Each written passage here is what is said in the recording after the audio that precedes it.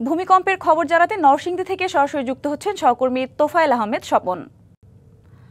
স্বপন, এবারের ভূমিকম্প কেমন অনুভূত হয়েছে নরসিংদীতে? এছাড়া কোনো ক্ষয়ক্ষতির খবর আছে কিনা জানাবেন।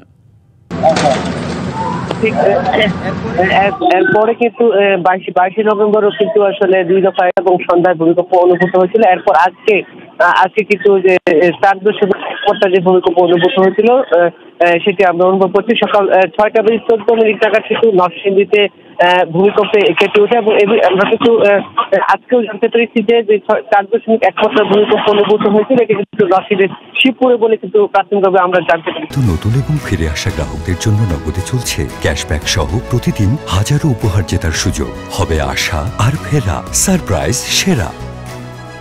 এছাড়া কিন্তু গত যে 6টির মধ্যে 4টি ভূমিকম্প উৎপত্তির স্থল ছিল নরসিংদী এবং নরসিংদীর মাধবদী, ঘোড়াশাল, পলাশ এবং আজকে সর্বশেষ কিন্তু নরসিংদীর শিবপুরে কিন্তু ভূমিকম্প অনুভূত হয়েছে। আমি এখানকার স্থানীয় জনগণের সাথে কথা বলছি, তারা কিন্তু জানিয়েছেন যে দীর্ঘদিন ধরে কিন্তু প্রায় 14 দিনের মধ্যে 6বার ভূমিকম্প অনুভূত হয়েছে।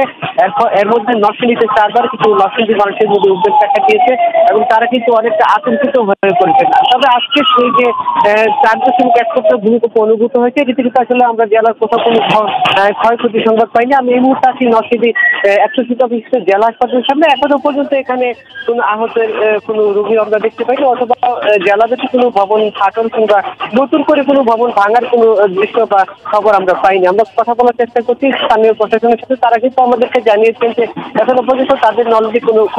ধন্যবাদ আপনাকে।